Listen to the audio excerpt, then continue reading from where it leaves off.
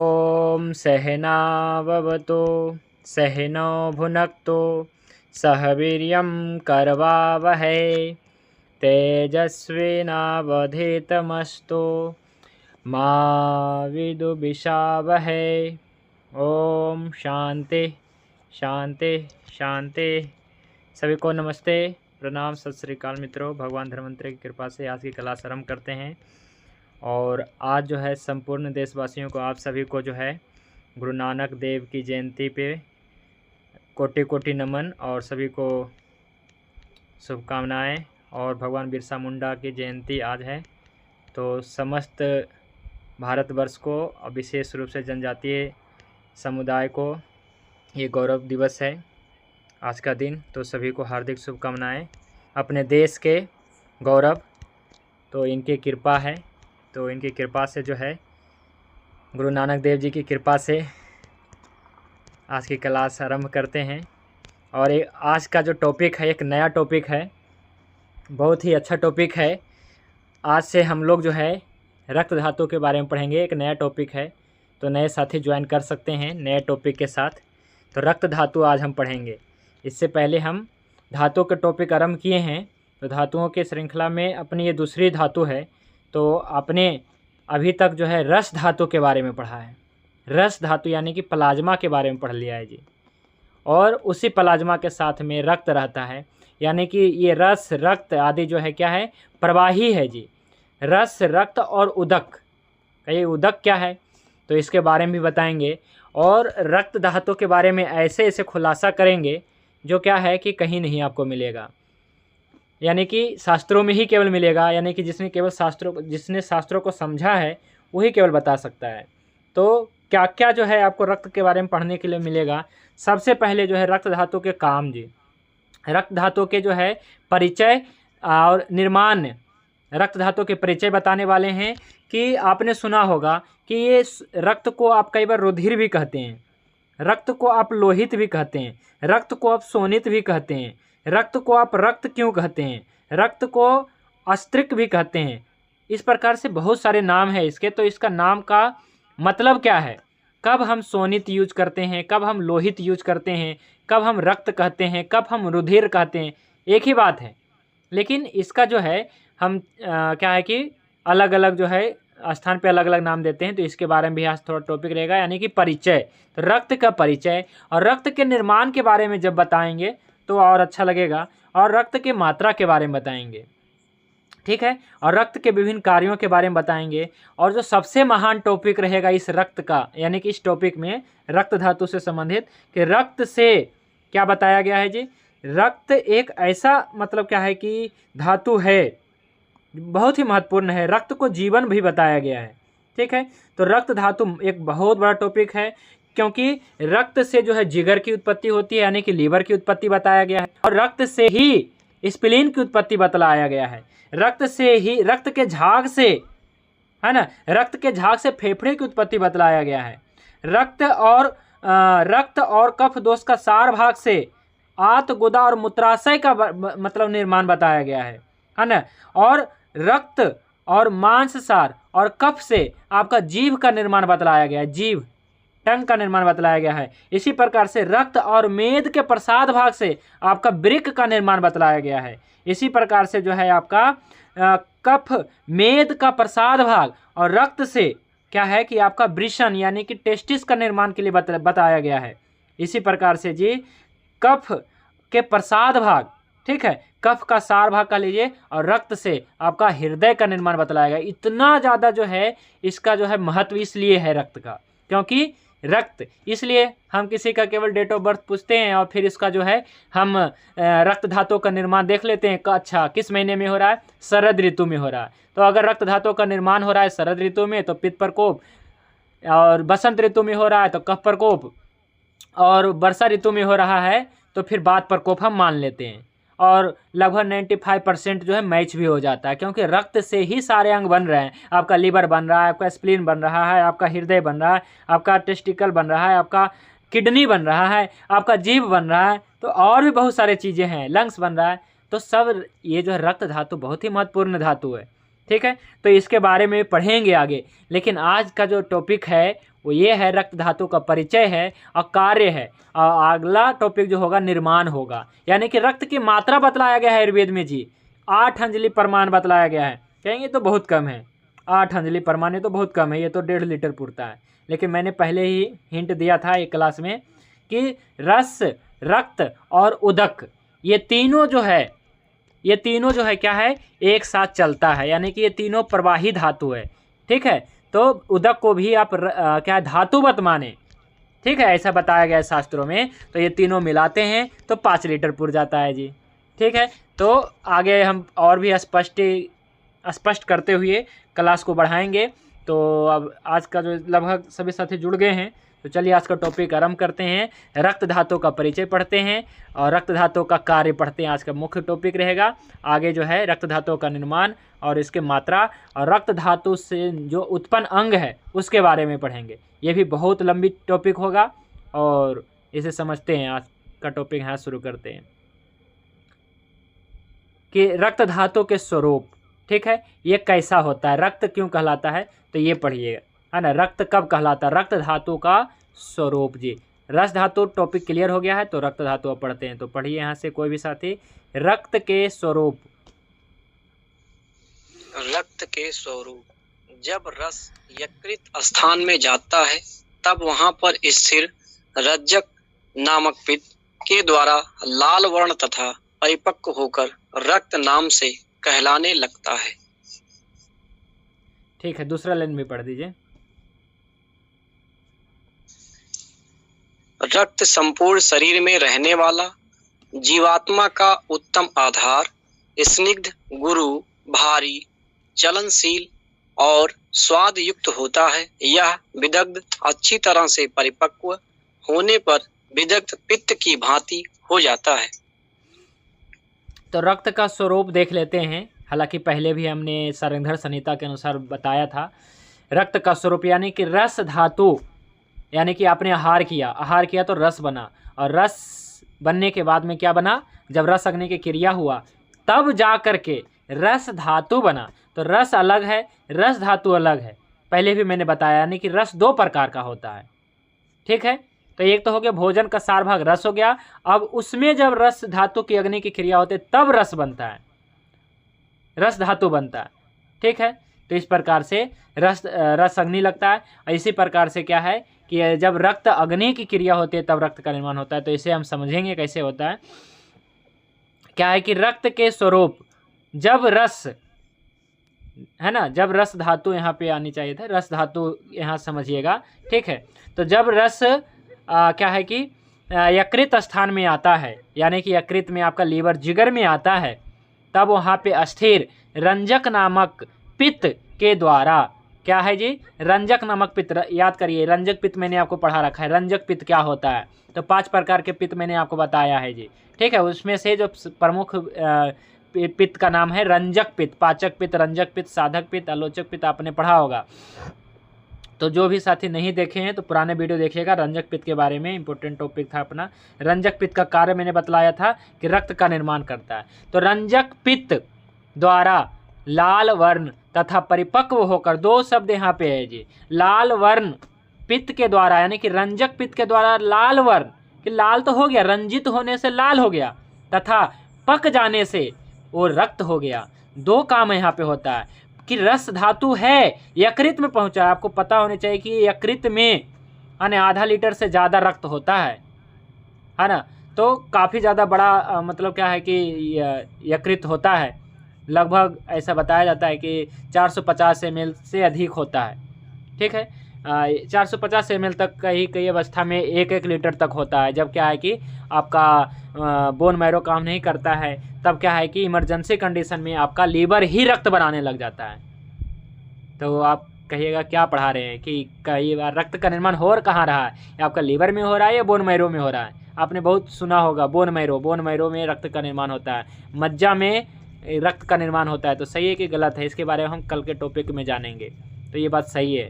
ठीक है, तो जब रस यकृत स्थान में जाता है, यानी कि रस धातु यकृत में गया, तब वहाँ पे अस्थिर रंजक नामक पित्त, रंजक पित्त क्या है जी, तो रंजक पित्त क्या करता है, इस रस को रंगने का काम करता है, इसलिए लाल हो जाता है। और रस अग्नि की क्रिया होती है तो ये पक जाता है। अग्नि की क्रिया, बदलाव तभी होगा जब अग्नि मिलेगा, अग्नि के कारण ही बदलाव होता है। अग्नि नहीं होगा तो बदलाव नहीं होगा। जैसे देख लीजिए, जहाँ पे बर्फबारी होती है तो वहाँ पे क्या है कि आप सेब है, केला है, या कुछ भी ऐसा फल है, फ्रूट है ना, आप कुछ भी छोड़ देंगे सड़ेगा नहीं, क्योंकि वहाँ पे अग्नि नहीं है ना। लेकिन आप जो है भारत जैसे देश में है ना, केला सेब रख दीजिए या फिर आम रख दीजिए, सड़ जाएगा।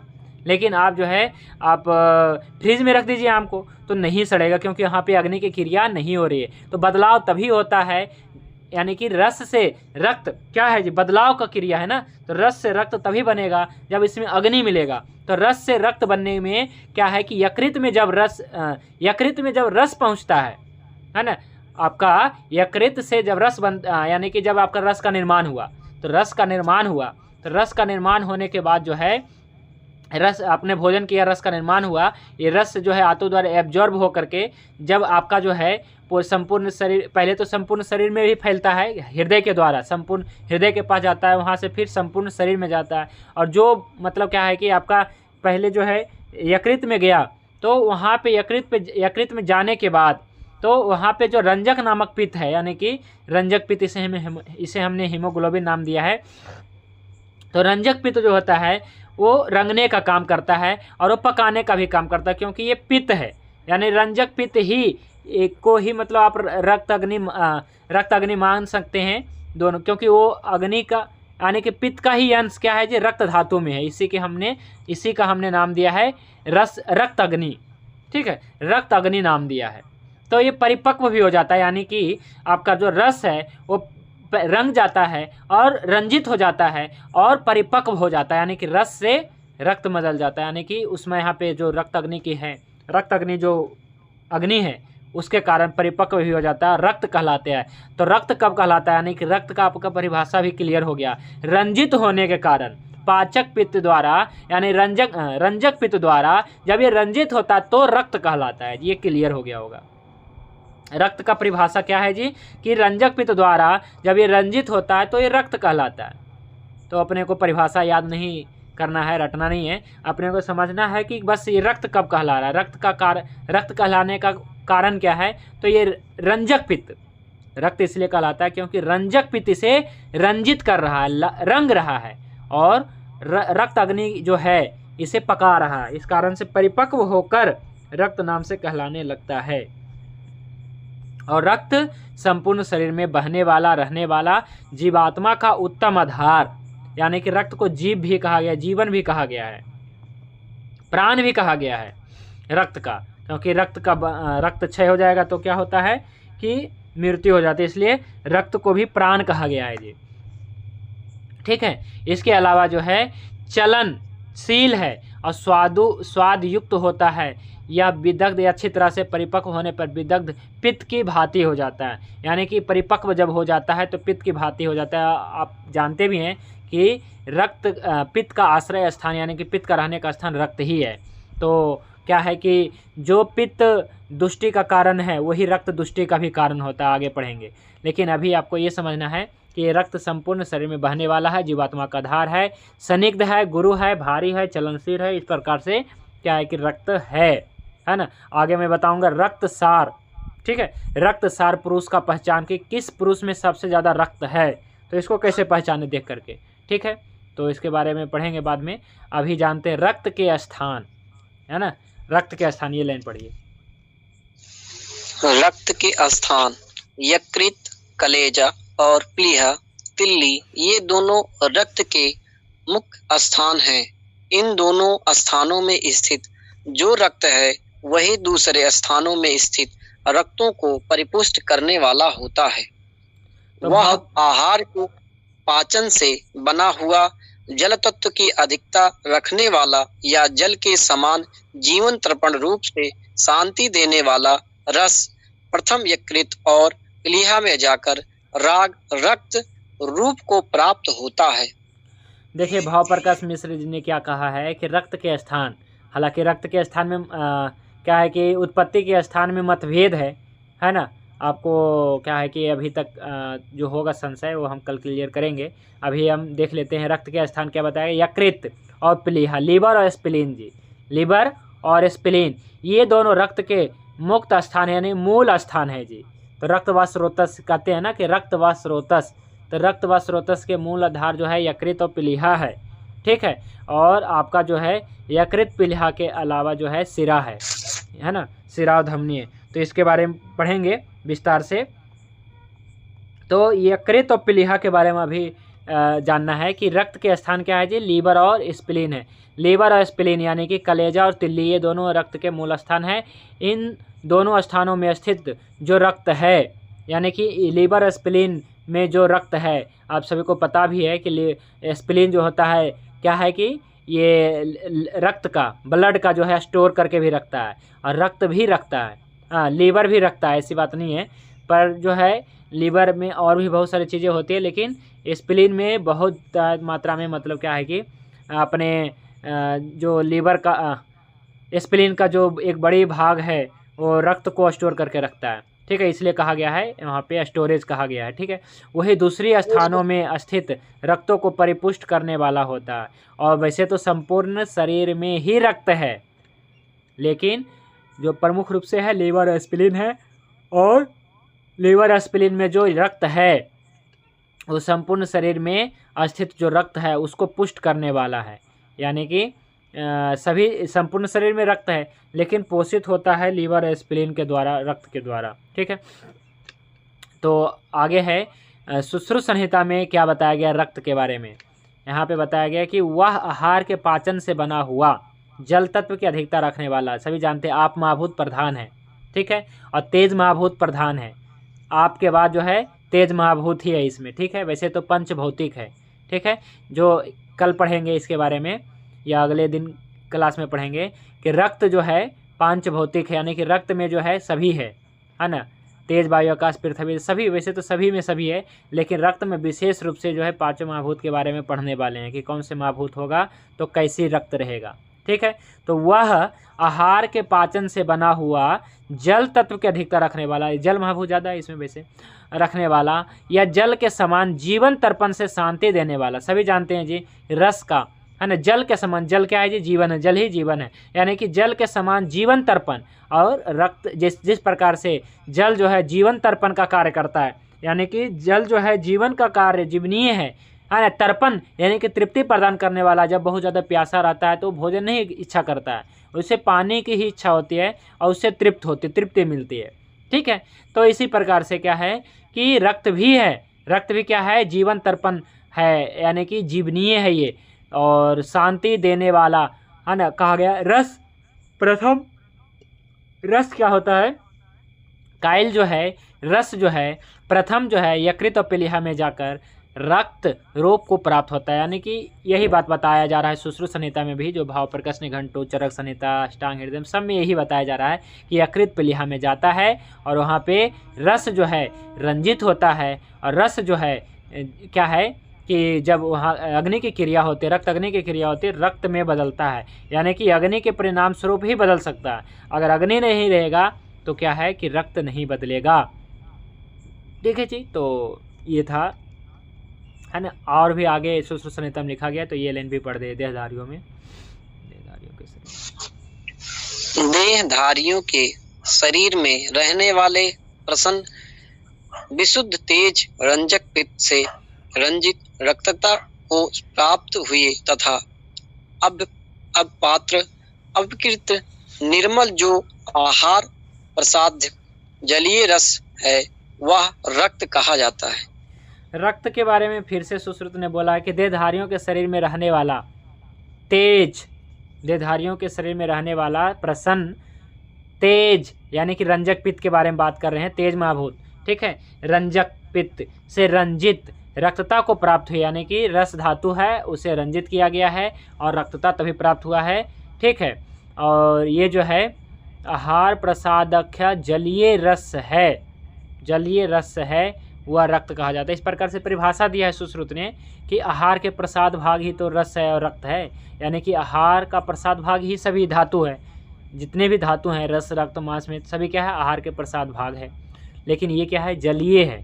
ठीक है, इसलिए यहाँ पे है जलीय रस का जो है जब रंजित होता है तो रक्त कहलाता है। अब देखिए मैं आपको बताता हूँ, ये पढ़ दीजिए, एक लाइन और पढ़िए, 2 लाइन पढ़िएगा इसमें। जिसे ब्लड कहते हैं उसमें रस, रक्त, उदक तीनों मिलकर रहते हैं, परंतु आयुर्वेद ने इसे भी रक्त माना है और केवल रक्त कणों को भी। ठीक है, ठीक, रक्त कणों को भी निर्माण की दृष्टि से, इसे मैं समझाता हूँ। देखिए मैं आपको पहले भी बताया था कि रस, रक्त, उदक, ये 3, उदक को भी धातुवत माने।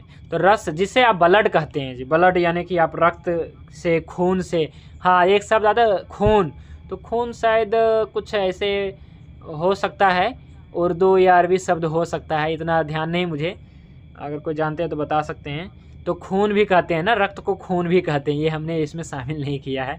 तो खून के बारे में वैसे कहीं आयुर्वेद में तो नहीं लिखा हुआ हमें मिला खून की, खून, रक्त को खून कहा गया है, लेकिन ये खून शब्द हमें लगता है अरबी या उर्दू शब्द होगा। ठीक है, तो जिसे ब्लड कहते हैं, ब्लड तो है ना आपको पता ये है ना, इंग्लिश होगा ये या फिर लैटिन होगा, जिसे ब्लड कहते हैं उसमें क्या होता है, ब्लड में क्या होता है जी। तो जो मॉडर्न है एलोपैथी है, इसमें ब्लड ज़्यादा पढ़ा जाता है ना, पूरा है ना ब्लड, शायद इसके अध्ययन को तो क्या तो कहते हैं, वो तो हमें रटने की ज़रूरत नहीं है, लेकिन पूरा जो है अध्ययन किया जाता है ब्लड के बारे में, है ना, रक्त के अध्ययन किया जाता है। तो क्या है कि पूरा एक विभाग ही होता है, तो रुधिर विज्ञान इसे कहते हैं जी, हेमेटोलॉजी कहते हैं, यानी कि रक्त के अध्ययन। ठीक, तो सभी जानते हैं जी रक्त के अध्ययन किया जाता है, पूरा जो है रुधिर का अध्ययन किया जाता है, तो लेकिन रस का अध्ययन नहीं किया जाता है। लेकिन आयुर्वेद में हमने आपको रस का अध्ययन किया और रस के सर्कुलेशन बताया। मॉडर्न में क्या है, ब्लड का सर्कुलेशन पढ़ते हैं, लेकिन आयुर्वेद में रस का भी सर्कुलेशन मैंने बता दिया, और आगे ब्लड का सर्कुलेशन तो बताने ही। तो मुख्य रूप से क्या है जी, ब्लड ही है, लेकिन देखा जाए तो है ना, रस नहीं है।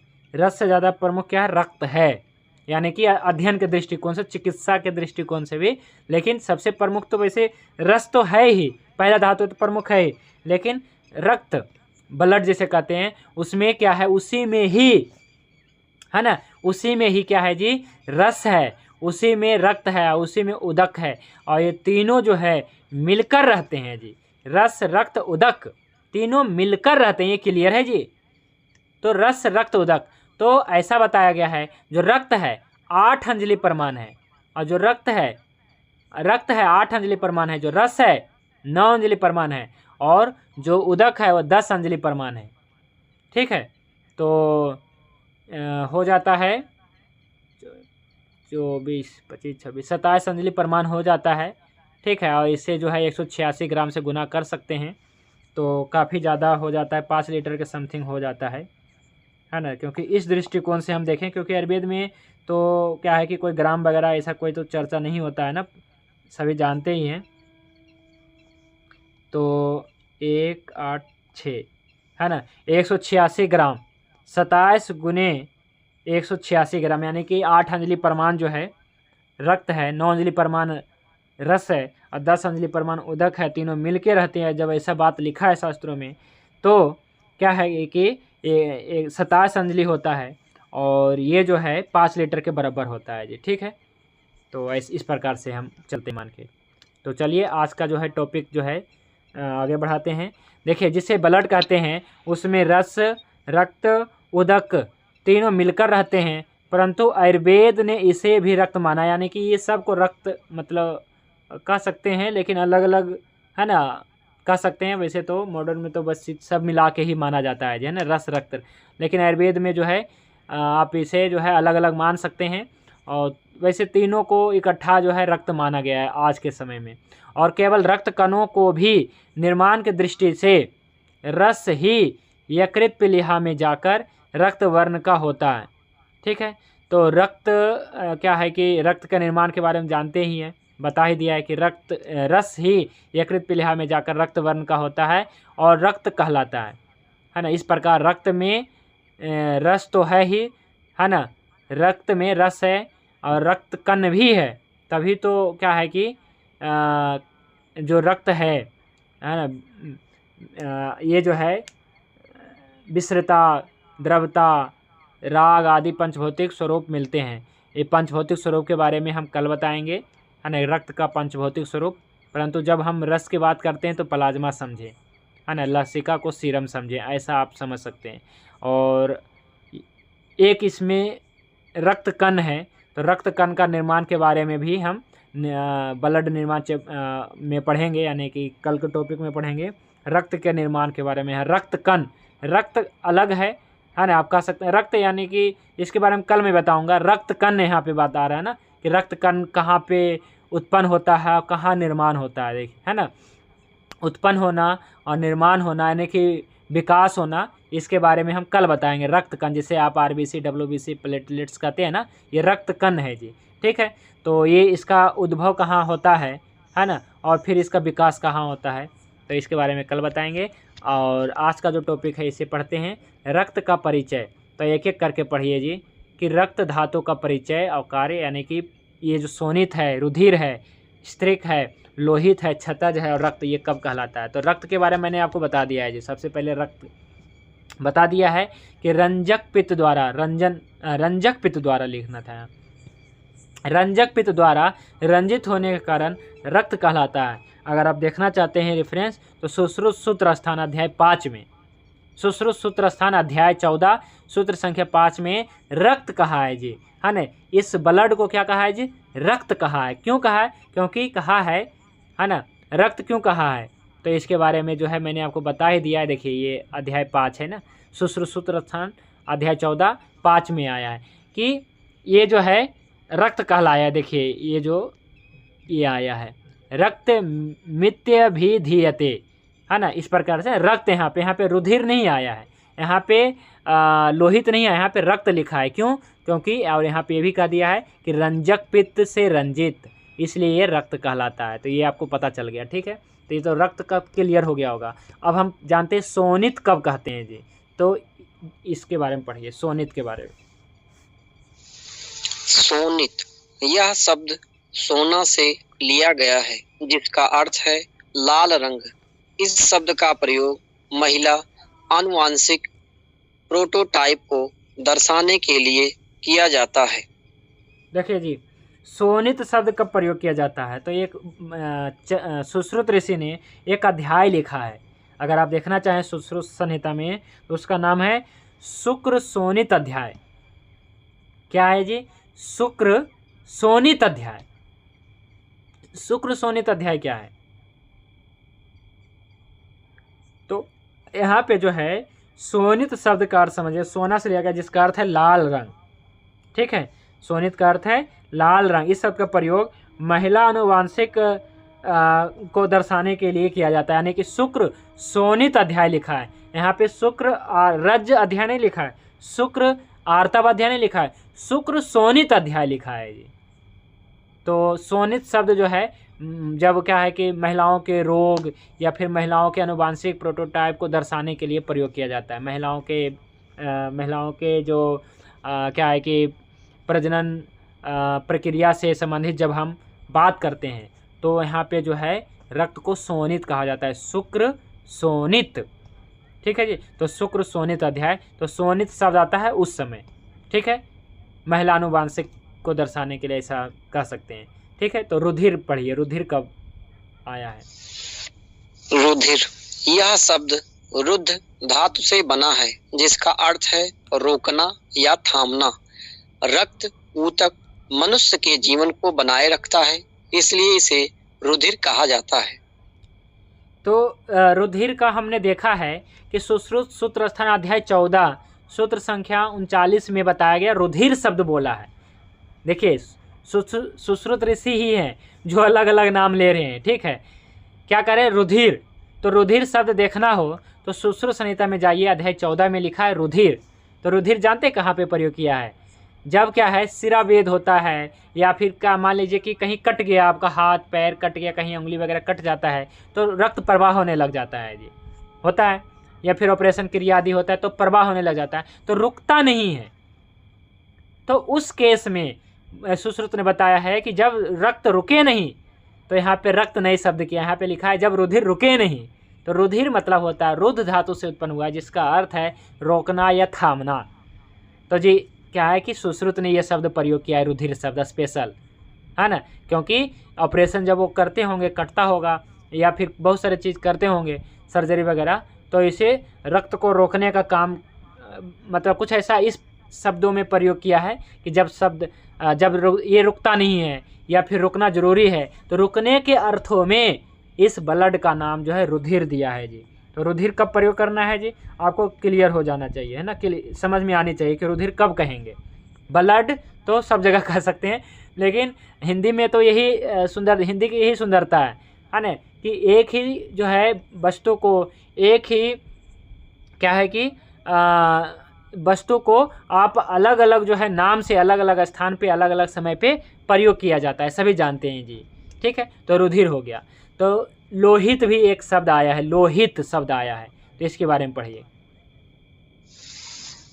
लोहित, यह शब्द रक्त के तांबे जैसे लाल रंग को इंगित करता है।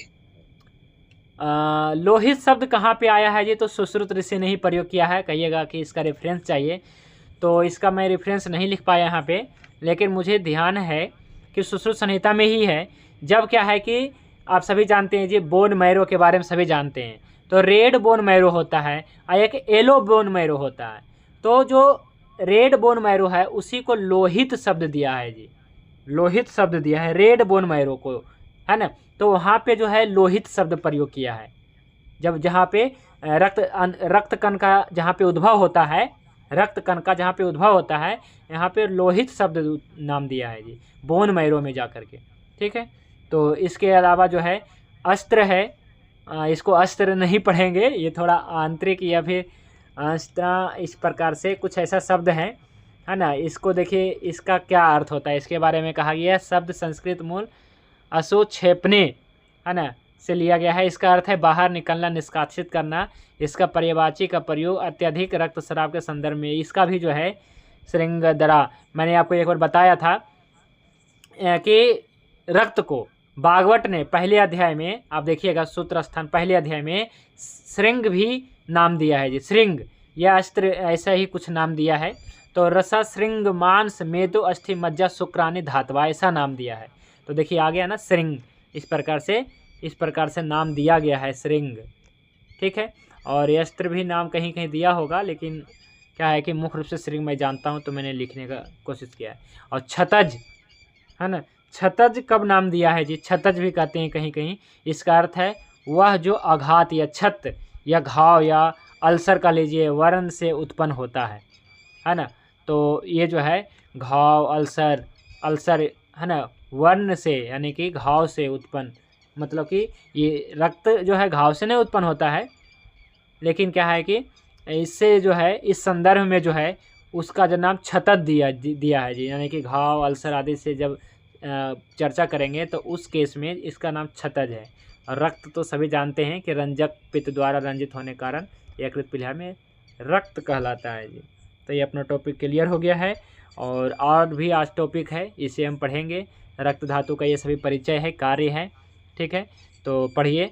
रक्त का स्थान फिर से आया है। रक्त का स्थान यकृत और प्लीहा है, जो पहले शोणित वर्णीय अध्याय में कह दिया है। रक्त उन्हीं यकृत प्लीहा स्थानों में रहता हुआ शेष रक्त स्थानों का उपकार करता है। रक्त न अधिक उष्ण और न अधिक ठंडा, मधुर, स्निग्ध, लाल वर्ण, भारी तथा आमगंधी होता है। इसका विदाह पित्त की तरह होता है। देखिए जी, यहाँ रक्त का जो है कुछ गुणधर्म भी बता रहा हूँ।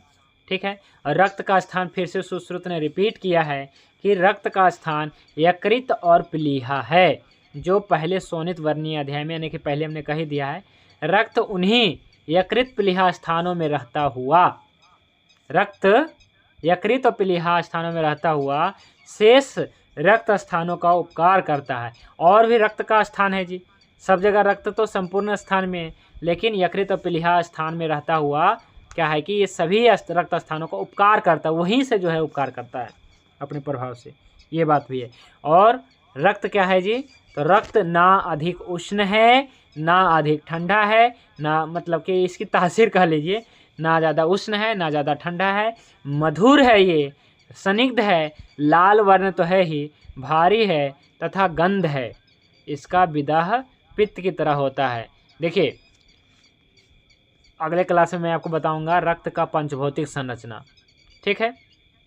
तो रक्त क्या है, वैसे तो रक्त में पित्त का स्थान है जी, रक्त में क्या है जी, पित्त का स्थान है, और रक्त का मल भी है पित्त। तो इस प्रकार से क्या है, रक्त ज़्यादातर उष्ण ही है जी, देखा जाए तो रक्त क्या है जी, उष्ण है, लेकिन वैसे ये नॉर्मल है, लेकिन क्या है जिसका पित्त बढ़ा हुआ रहता है तो रक्त क्या है, उष्ण है, नहीं तो ये ना ज़्यादा ठंडा है ना ये गर्म है, नॉर्मल है, जैसा अपना शरीर का तापमान वैसा ही रहेगा ना। तो ये ना ज़्यादा उष्ण है ना ज़्यादा ठंडा है, मधुर स्निग्ध, मधुर है स्निग्ध है ना। तो इस प्रकार से लार्वन, इस प्रकार से आम गंधी वगैरह क्या है कल बताएंगे, यानी कि पंचभौतिक ये संरचना है। जैसे गंध तो पृथ्वी है, पृथ्वी महाभूत के कारण इसमें गंध है, इस प्रकार से कल मैं आपको बताऊंगा, ठीक है। तो जी और भी रक्त के बारे में बताता हूँ, क्या है, यह है कि जो धातुओं का क्षय वृद्धि होता है ना, वृद्धि रक्त के कारण होता है, ठीक है। इसके बारे में और कल डिटेल से बताएंगे। तो रक्त का जो है, रक्त जो है, रक्त धातु के ऊपर बहुत सारे धातुओं का जो है निर्भर रहता है, आगे के सभी धातु। तो लिखा है कि धातुओं के वृद्धि और क्षय, अभी तो हमने एक धातु का देख ही लिया है, रस धातु का। तो वैसे रक्त धातु की वृद्धि और क्षय, क्षय वृद्धि ऐसा करें रक्त के कारण होती है, इसीलिए रक्त के विषय में वर्णन किया जाता है। यानी कि रक्त धातु का जो है पढ़ना समझना बहुत ज़रूरी है। और क्या है कि रक्त दूषित होता है तो कैसा होता है, तो कहता है जब बात से दूषित होता है, यानी कि वैसे तो इसके बारे में और पढ़ेंगे, लेकिन यहाँ पे एक शब्दों में आया है कि रक्त काला, रूखा, पतला, शीघ्र बहने वाला और ना जमने वाला रक्त बात से दूषित होता है। ये बात का गुण क्या है जी, देखिए फिर से गुण आ गया, हर एक बार आपको गुण काम आएगा जी। बात का गुण है लघु गुण, रुक्ष गुण, खर गुण, चल गुण, है ना। तो चल गुण के कारण जमने वाला नहीं होता है, चल गुण के कारण शीघ्र बहने वाला होता है, चल गुण के कारण चल गुण के कारण ये पतला होता है ना। या फिर कह लीजिए कि लघु गुण के कारण, रुक्ष गुण के कारण ये रूखा होता है। और बात से पीड़ित व्यक्ति यानी कि ये काला होता है जी रक्त, है ना। बात रक्त यानी कि बात से दूषित, यानी कि वायु दूषित जब कर देता है तो ये रक्त जो है कैसा होता है जी, काला होता है। और दूसरा पढ़िए, नीला, पीला, हरा, काला, काला भी ये थोड़ा रहेगा, तो ये कहता है पित्त से दूषित होता है। जब नीला हो जाता है तो क्या होता है जी, नीला पीला, ये पित्त से दूषित हो जाता है, तो ये आया है जी। और क्या है जी कि पित्त बढ़ गया यानी कि तेज महाभूत बढ़ गया तो चींटी और मक्खी के लिए अप्रिय हो जाएगा, यानी कि अप्रिय और नहीं जमने वाला पित्त से, ये भी पित्त है, उष्ण गुण है तो ये भी नहीं जमता है। लेकिन मक्खियों को और चींटियों को क्या है कि अप्रिय होता है। इसलिए जी मैं आपको बताता हूँ, बहुत सारे ऐसे भी रोगी होते हैं या फिर व्यक्ति होते हैं, सामान्य आप देखते होंगे कि बहुत ज़्यादा मच्छर खा रहा है, मक्खी खा रहा है, मच्छर खा रहा है, लेकिन कुछ ऐसे व्यक्ति मिलेंगे जिसको मच्छर या मक्खी नहीं काटते हैं जी। इसका कारण क्या है कि उसका पित्त दोष से दूषित है जी। अगर मान लो जिसको बिल्कुल नहीं मच्छर काटते हैं, इसका मतलब है पित्त दोष से दूषित। यानी कि हमें भी कुछ कुछ याद है बहुत समय पहले कि हमें मच्छर नहीं काटते थे, क्योंकि उस समय मेरा पित्त ज़्यादा बढ़ा हुआ था होगा, है ना, तो मुझे मच्छर नहीं काटते थे, ठीक है। तो मच्छर और मक्खी नहीं काटने का कारण क्या है जी, पित्त दोष से दूषित होने के कारण जो है ऐसा होता है। और आया है कि गैस के पानी के समान, ये क्या है, हाँ, चिकना, ठंडा, गाढ़ा, चिपचिपा, मंद गति से बहने वाला, मांसपेशी के समान दिखाई देने वाला कफ से दूषित है। और यानी कि जब कफ दूषित कर देता है तो रक्त का रंग जो है ये गाढ़ा हो जाएगा, रक्त गाढ़ा हो जाएगा। गाढ़ा होने पे ये भी कैसा दिखाई पड़ेगा, तो इसका वैसे यहाँ पे कलर नहीं लिखा है, ठीक है, लेकिन गाढ़ा रंग हो जाएगा, है ना, और ज़्यादा, है ना, लाल हो जाएगा, गाढ़ा लाल हो जाएगा, चिपचिपा है, मंद गति, और ये मीठा मधुर भी हो जाएगा कफ से दूषित होने के कारण। तो इसको जो है मच्छर मक्खी वगैरह अधिक काटेंगे, ऐसा आप समझ सकते हो, ठीक है। और मंद गति बहने वाला और खून जमने वाला जी, ये खून क्या है, जमेगा, ठीक है, इस प्रकार से। तो ये भी है। तो रक्त दोष से दूषित रक्त पित्त दुष्ट किंतु वह अधिक काला। एक और आता है कि रक्त दोष से दूषित रक्त, यानी कि देखिए रक्त दोष का ये कौन सा दोष है? दोष तो 3 ही है, वात पित्त कफ, लेकिन क्या है कि रक्त दोष से दूषित, यानी कि रक्त दोष क्या है जी? रक्त दोष भी होता है, मैं किस अवस्था में होता है मैं बताऊंगा। वैसे रक्त दोष नहीं है, रक्त धातु ही है, रक्त दुष्य ही है, धातु है, ठीक है। लेकिन जब दूषित हो जाता है तो इस प्रकार से दुष्य कहलाता है, ठीक है। लेकिन क्या यहाँ पे आया है कि रक्त दोष से दूषित रक्त, है ना, पित्त दुष्ट रक्त के लक्षण वाला होता है और अधिक काला होता है, किंतु वो अधिक काला होता है, यानी कि जब रक्त बहुत ज़्यादा दुष्ट हो जाता है जी, तब इसे कहिए कि रक्त दुष्टि हुआ है जी, रक्त दोष से रक्त दुष्ट हो गया, ऐसा आप कहिएगा, है ना। तो ये है। और ये एक चीज़ और इसमें आया है कि शरीर के भीतर बहता हुआ रक्त नहीं जमता है, सभी जानते हैं, है ना, नहीं जमता, क्योंकि अंदर में कुछ ऐसा हार्मोन वगैरह ऐसा होता है, और बाहर जो है कुछ ऐसा जो है रक्त के जमने के लिए जो खटिक के लवण यानी कि कैल्शियम साल्ट्स, फाइब्रोजेन और थ्रोम्बिन आवश्यक है ना, जमने के लिए। तो इस प्रकार से रक्त में ही होता है ये, लेकिन ऑक्सीजन के संपर्क में आने के कारण ये जम जाता है ना। बाहर में ऑक्सीजन मिल जाता है ना, इस कारण से। अंदर में क्या है कि अंदर में भी तो ऑक्सीजन है, लेकिन अंदर में जो ऑक्सीजन है और भी बहुत सारे रक्त में जो है, लेकिन ये जो क्या है कि अंदर है ना, तो अंदर है तो कुछ ऐसा बताया गया है कंसेप्ट, ये मैं बताऊंगा बाद में, अभी ध्यान नहीं आ रहा है, कि कुछ जो है बाहर में आने के कारण जो है अंदर जीवित होता है, बाहर ऐसा कुछ डेड हो जाता है, इस कारण से बाहर में जम जाता है आकर के, ठीक है। तो इसके बारे में कल पढ़ेंगे, रक्त निर्माण के बारे में कल पढ़ेंगे। अभी जान लेते हैं रक्त आदि धातु का कार्य, है ना। तो सभी जानते हैं जी, रक्त धातु का काम सभी जानते हैं, पहले ही दिन बता दिया था मैंने कि रक्त धातु का काम क्या है। तो रस धातु का काम क्या है जी? तो रस धातु का काम है तृप्ति। रस धातु का काम क्या है जी? तृप्ति। रस धातु प्रीणन कर रहा है, तृप्ति दे रहा है, संतुष्टि प्रदान कर रहा है, तृप्ति प्रदान कर रहा है। वहीं जो है रक्त धातु जीवन प्रदान कर रहा है, यानी कि रक्त धातु का प्रमुख कर्म जीवन है जी, है ना। यानी कि संपूर्ण अंगों को क्या कहना देना जी? न्यूट्रिशन पहुंचाना। तो सभी जानते हैं जी कि हमारा जो हर एक सेल है, हर एक सेल को क्या चाहिए जी? बताइए, हर एक सेल को क्या चाहिए?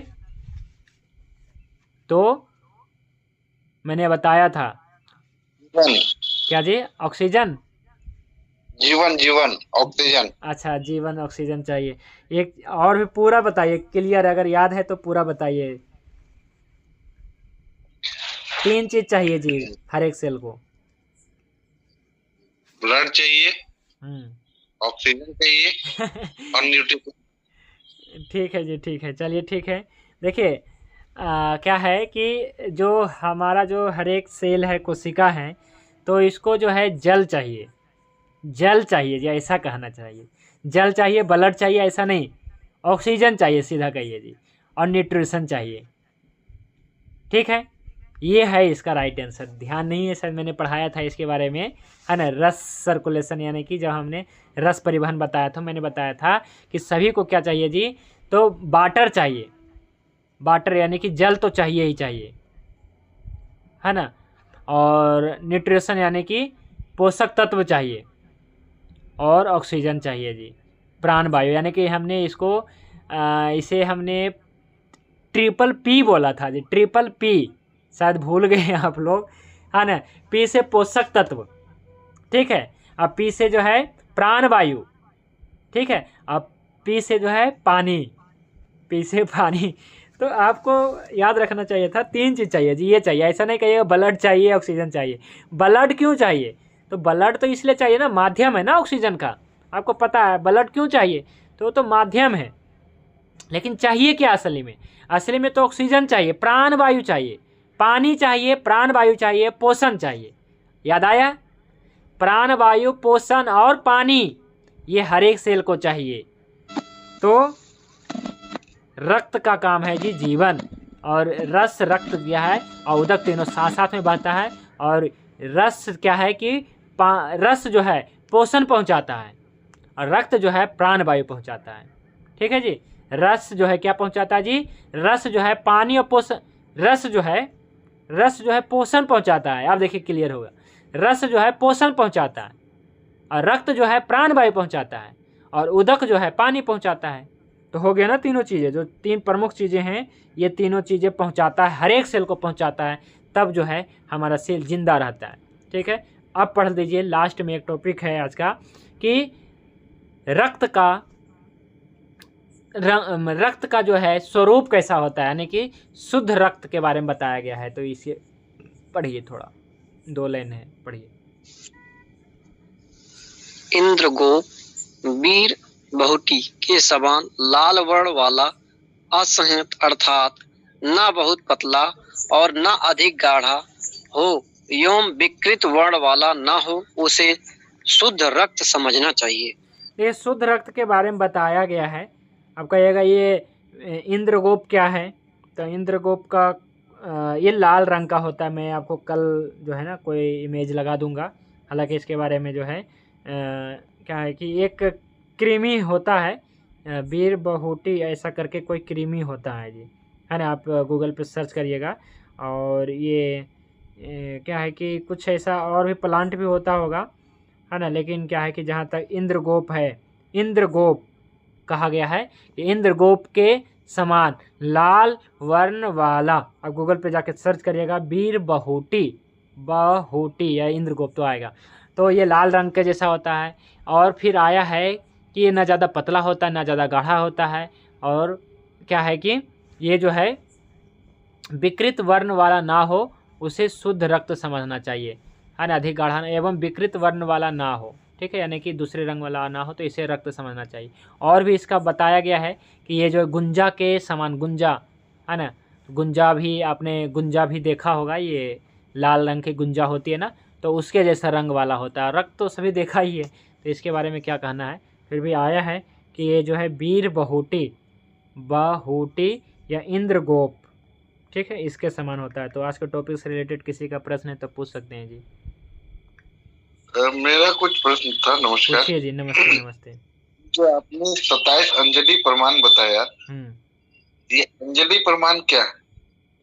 अंजलि जैसे क्या है कि आप जो है, मैंने तो आपको बताया था सभी को कि आप जो है अपने अंजलि से इस प्रकार से करिए, पानी उठाइए और तोलिए कितना आता है, तो आएगा 186 ग्राम आएगा जी। एक आदर्श मात्रा जो बताया गया है आयुर्वेद में 186 ग्राम बताया गया है। ठीक है, 186 ml या ग्राम ऐसा ही, ठीक है, लगभग 180 के आसपास मान सकते हैं। और कहा गया है कि ऐसा नहीं कि छोटा बच्चा है तो बड़े व्यक्ति के, नहीं, छोटा बच्चा है तो उसी बच्चे के हाथ की अंजलि के प्रमाण, यानी कि आपका जो अंजलि है उसी के जो है, आपके जो अंजलि है उतना ही आपके रक्त होगा, है ना। आपके ऐसे करने पे जितना अंजलि पानी आएगा एक अंजलि में, तो आया 27 अंजलि कर दीजिए तो आज के समय के निकल आएगा। ठीक है, वैसे रक्त जो है, रक्त कण असल में मात्र 8 अंजलि ही है। क्या है जी, रक्त कण कितने हैं? 8 अंजलि ही है। ठीक है, इतना ही है। जहाँ तक मुझे पता है 55% प्लाज्मा होता है और 8% ब्लड होता है, इसी तरीके से कुछ है। हाँ हाँ, मेरे को ध्यान में नहीं आ तो रहा है यही अभी। तो मैं कह रहा हूँ, कि रक्त कण कम है, यानी कि आरबीसी डब्ल्यूबीसी ये कम है कि नहीं, तो इसलिए ये 45% है। अब 55% क्या है जी, प्लाज्मा है, इसीलिए ये ज़्यादा है।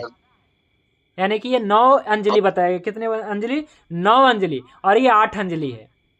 8 अंजलि क्या है? रक्त कण है। और 9 अंजलि क्या है? प्लाज्मा है। और 10 अंजलि क्या है? तो उदक है, पानी है ये।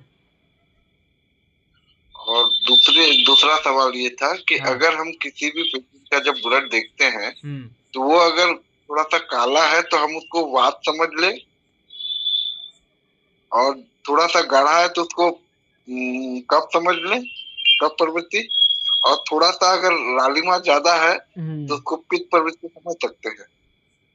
हाँ, जैसे क्या है कि रक्त जो है, जो बहुत ज़्यादा गाढ़ा है, तो देखिए कई कारण भी होते हैं। आजकल तो देखो कुछ कहा नहीं जा सकता है, क्योंकि आजकल दूध से है ना कारक बहुत सारे चीज़ है ना बिगड़ गया है, तो इस कारण से सब कुछ स्पष्ट नहीं होता। आपका कहना फिर भी सही है कि पतला है खून तो लगभग बात होगा, है ना, और बहुत ज़्यादा पतला होगा तो पित्त होगा, और गाढ़ा होगा तो ये क्या है कि कफ, ऐसा मतलब कफ दोष से दूषित होगा जी। बिल्कुल, पहले तो देखिए सब कुछ स्पष्ट था, लेकिन अब क्योंकि मैंने जितने भी पेशेंट्स को अभी तक देखा है, जिनका ब्लड थोड़ा सा हल्का कालापन में होता है, ठीक है, वो बात प्रवृत्ति के होते हैं। जिनका ब्लड थोड़ा गाढ़ा होता है उनको ये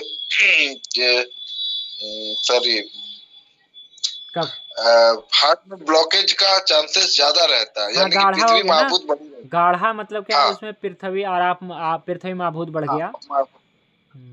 और जितने लोगों का मैंने पीला देखा है, मैं उनको देखता हूँ कि वो पित्त प्रवृत्ति के ज्यादा होते हैं। तो मैंने वही चीज मैं आपसे क्लियर कर ये ज्यादा पैथोलॉजी वाला बता सकते हैं, क्योंकि वो प्रतिदिन है ना रक्त आदि का जो है विश्लेषण करते हैं।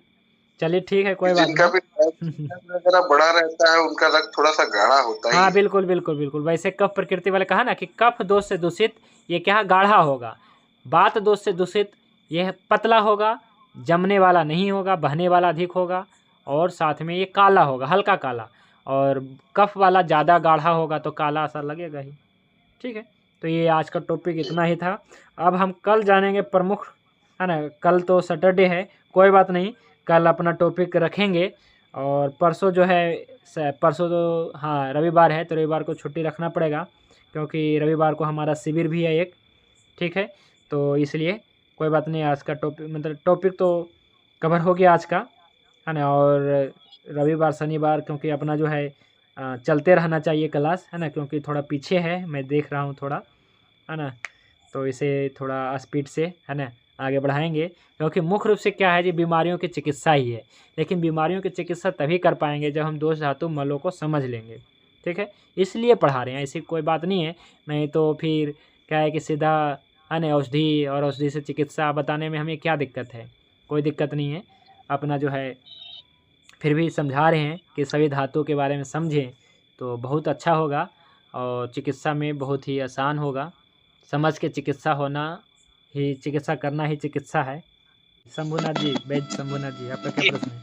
ये गुरु जी ये पूछनी थी कि रक्त के कलर से भी हम पता लगा लेंगे वात पित्त है और कफ का दूषित प्रकोप जान सकते हैं? आपकी आवाज़ पूरी नहीं आई, लेकिन मैं समझ गया। रक्त के कलर से अपने को क्या लेना देना जी? हम लोग तो नाड़ी परीक्षा, उदर परीक्षा, है ना, स्पर्श परीक्षा, प्रश्न परीक्षा करना है, रक्त थोड़ा निकालना है हमें। आज जो पढ़ा है आपने, कभी अगर निकलता हो किसी का, जैसे कटा पिटा निकल रहा हो, तो उसे पता लगा जो आपने पढ़ाया उसके हिसाब से। हाँ बिल्कुल बिल्कुल। अगर रक्त क्या है कि मतलब क्या है कि बहने वाला अधिक हो, जैसे मान लीजिए रक्त बहना शुरू हुआ है और अधिक बह रहा हो, तो इसे बात दोष से दूषित मानेंगे, है ना।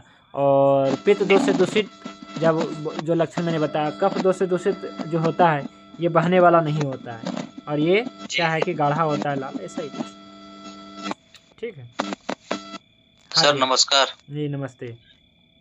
थोड़ा जड़ी बूटी बता दिए सर, क्योंकि लुप्त होते जा रहा है। हाँ जी, बोलिए। जड़ी बूटी लुप्त हो जा रहा है, आपने ग्रुप में भेजा, ये तो पाठा है ना? हाँ जी सर, फलित अवस्था में है। फलित अवस्था में है, तो इसका बीज जरूर हमें प्रदान करें, सभी साथियों को दे, विशेष रूप से हमें जरूर दे, क्योंकि अभी तक हमने पाठा का बीज हमें मिला नहीं है, और इसे हमें बहुत ज़्यादा लगाना है, पूरे देश भर में लगाना है। हमारा उद्देश्य जानते हैं, एक जड़ी बूटी का संग्रह का भी है। हमारा एक बहुत बड़ा सपना है कि कुछ ऐसे जड़ी बूटी जिसका मैं संरक्षण कर सकूं। इसमें से पाठा नाम की जड़ी बूटी हो गया, सुखाली जड़ी बूटी हो गया, इसके अलावा सालपर्णी, कृष्णपर्णी हो गया, तिक्त पटोल हो गया। मैं चाहता हूं कि हर एक जिला में, भारत के हर एक राज्य, हर एक जिला में पहुंचे ये सब, है ना। जैसे आप सभी लोग हमारे क्लास से जुड़े, तो सभी को जो है, जैसे अभी तिक्त पटोल मिला जी इनके पास, तिक्त पटोल विलुप्त हो गया है, तो इसका बीज आप लोग को मिलेगा। ठीक है, तो क्या है कि वैद्य अजय कुमार जी आप सभी को तिक्त पटोल का बीज देंगे, आप उन्हें पाठा का बीज दीजिए। इस प्रकार से क्या है कि जड़ी बूटी देश भर में क्या है कि मिलेगा जी, है ना। बहुत बढ़िया है ये। पेड़ का फोटो भेजे हैं, बस एक ही पेड़ हम पूरे एरिया में है, लेकिन पता नहीं किस चीज का है। हाँ, तो आपका क्लियर हुआ सुभाष जी? जी सर। इस पाठा है, और पाठा मूल का इस्तेमाल किया जाता है। और आगे जो है रक्त हम पढ़ रहे हैं, रक्त धातु के टॉपिक में ही रक्त पाचक आपको मैं बताऊंगा। इसमें जो सबसे प्रमुख औषधि जो अभी तक मैं मानता हूँ, ये पाठा को ही मानता हूँ, क्योंकि ये जो है आयुर्वेदिक और अथर्ववेद में उक्त ये जड़ी बूटी का नाम पाठा है। बहुत ही प्रमुख औषधि है ये पाठा। पाठा मेरा मतलब कि प्रिय औषधियों में से एक है, तो पाठा बहुत अच्छी औषधि है। और आपका द्वारा भेजा गया क्या औषधि इसका है? बिल चलेगा सर? इसका बिल देने में चलेगा सर? बेल नहीं सिर्फ चलेगा, बिल्कुल जड़ नहीं ही काम चलेगा, आती बेल नहीं चलेगा, जड़ ही चलेगा इसका, जी सर। केवल मूल चलेगा, जड़ चलेगा। और काफ़ी ज़्यादा जो है परिश्रम करके, खुदाई करके ये प्राप्त किया जाता है जी। और किसी ने भेजा है, अच्छा शंभुनाथ जी ने भेजा है। अच्छा ठीक है, मैं पता करता हूँ, और जो भी फ़ोटो भेजे ना क्लियर भेजें, क्योंकि ये तो चलिए कोई बात नहीं, मैं इसको देखता हूँ अच्छे तरीके से। कुछ ऐसा है, चलिए ठीक है जी। हाँ बिल्कुल जी, जड़ी बूटी विलुप्त हो रहा है, फिर चिकित्सा कैसे होगा? तो करेंगे, इसके ऊपर भी कार्य हम लोग कर रहे हैं। ठीक है, सभी औषधियों को संरक्षण करने का प्रमुख जो कम से कम औषधि है जिसका हम प्रयोग ज़्यादा करते हैं, कम से कम संरक्षित होना। ठीक है जी, और कोई साथी का प्रश्न है जी? मेरा एक और प्रश्न है जी कि अगर किसी का मांस धातु कम है तो हम लोग उसको रस धातु से स्टार्ट करें या मांस धातु से स्टार्ट करें? हाँ जी बिल्कुल, सबसे मांस धातु का क्षय हुआ है, इसका मतलब है कि रस धातु की अग्नि तेज है और रक्त धातु की भी अग्नि तेज है। माने कि क्षय हो रहा है जी। ठीक है, तो क्षयात्मक संप्राप्ति में भी होता है। तो क्या है कि हाँ, तो इसके लिए सबसे पहले रस गेनर देना पड़ेगा, जो हमने कल बताया। रस धातु के वृद्धि के लिए क्या देना है जी? तो दूध है और परवाल पिष्टी है, ये दो प्रमुख औषधि हो गया। फिर रक्त धातु, तो रक्त धातु के वृद्धि और क्षय को देखेंगे तो रक्त धातु को बढ़ाने वाला कौन सी होती है? तो रक्त धातु को भी देंगे, उसमें मुख्य रूप से आता है मंडूर भस्म जी। ठीक है, और भी बहुत सारी जड़ी बूटियाँ भी हैं, लेकिन मंडूर भस्म। इसी प्रकार से मांस, तो मांस धातु को बढ़ाने के लिए तब देना है, ऐसा नहीं कि सीधा मांस धातु को बढ़ाने के लिए मांस खा रहे हैं, या फिर मांस धातु को बढ़ाने के लिए आप क्या है कि मांस गेनर ले रहे हैं, मसल्स गेनर ले रहे हैं, ऐसा नहीं। पहले रस, फिर रक्त, फिर मांस। ठीक है जी, तब ज़्यादा लाभ बेनिफिट करेगा। अच्छा, एक चीज मैं और बताना चाह रहा हूँ, जैसे आपने स्प्लीन का जिक्र किया, तो स्प्लीन में 150 ml मतलब 150 ml ब्लड डिपॉजिट रहता है। और दूसरा है क्या कि जो आप जैसे कल पढ़ाएंगे, जैसे थम्बोसाइड या आप रेड ब्लड सेल WBC आप पढ़ाएंगे, तो उसका वो कब्रगाह है, मतलब जब वो मर जाती है तब वहां डिपॉजिट होती है। जैसे आज के टॉपिक में ये छूट गया था, इसलिए मैंने इसको अच्छा हाँ, तो ये निर्माण की प्रक्रिया में देखेंगे। देखिए, निर्माण कहीं होता है, विकास कहीं होता है, तो कल हम देखेंगे। और मॉडर्न तो है ही, है ना, मॉडर्न से तो संबंध बताएंगे ही। ठीक है, तो आज तो बस इतना ही कि हाँ, क्या है कि रक्त धातु का निर्माण किस प्रकार से हो रहा है, मतलब यहाँ पे रस आदि का जो है धातु जो है यकृत और प्लीहा में जा पहुँच करके रंजित हो रहा है, रक्त अग्नि की क्रिया होता है, तब ये रक्त जो है का निर्माण हो रहा है। इस प्रकार से हमने देख लिया। ठीक है, अब हम कल जानेंगे रक्त धातु का जो है प्रमुख निर्माण, उद्भव स्थान, और या फिर कहिए निर्माण स्थान, विकास स्थान। ठीक है, रक्त धातु के बारे में और जो बचा है वो कल पढ़ेंगे। और रक्त धातु का ब्लड सर्कुलेशन तो पढ़ना बहुत ही ज़रूरी है, ब्लड सर्कुलेशन। ठीक है जी, तो कुछ कुछ चीज़ें याद भी रखिए, पुराने वीडियो देख लिया करिए, जिससे क्या होगा आपका रिवीजन भी हो जाए, है ना। तो जिससे क्या है कि हालांकि अभी तो क्लास ख़त्म ही हुआ है, तो इतना जल्दी नहीं भूलना चाहिए कि रक्त धातु का प्रमुख काम क्या है जी? जीवन है। ठीक है, रस धातु का प्रेरण, रक्त धातु का जीवन, मांस धातु का लेपन। ठीक है, और मेद धातु का संपूर्ण शरीर को संयुक्त बनाए रखना, अस्थिर धातु का धारण करना, मज्जा धातु के जो है हड्डियों के भीतर जो है संहिता प्रदान करना, और शुक्र धातु का काम है गर्भोत्पादन। तो सभी प्रमुख धातुओं का जो है एक ही जो है इस लाइन में, मतलब इसमें है। ठीक है, तो इसको आप ध्यान रखिएगा। तो रस धातु का प्रमुख काम जीवन, प्रेरण, और रक्त धातु का प्रमुख काम यानी कि सभी कोशिकाओं को जो है पोषण चाहिए, प्राणवायु चाहिए और पानी चाहिए। प्राणवायु पोषण, प्राणवायु चाहिए, पोषण चाहिए और पानी चाहिए, इस प्रकार से चाहिए। ठीक है, तभी जो है सभी जो है विकास कर पाता है, सभी स्वस्थ रह पाता है, हर एक सेल जिंदा रह पाता है, पोषण हो पाता है। ठीक है, तो आज के लिए बस इतना ही, समय हो चुका है। शांति पाठ करके आज की क्लास को विराम देते हैं। ओम ध्यो शांति अंतरिक्षम शांति पृथिवी शांति आपः शांति औषधयः शांति वनस्पतयः शांति विश्वदेवः शांति ब्रह्म शांति सर्वं शांति शांतिरेव शांति सामा शांतिरेधि। ओम शांति शांति शांति। सभी को नमस्ते, शुभ रात्रि। भगवान धन्वंतरि की कृपा आप सभी पे बने रहे। जय धन्वंतरि, जय आयुर्वेद।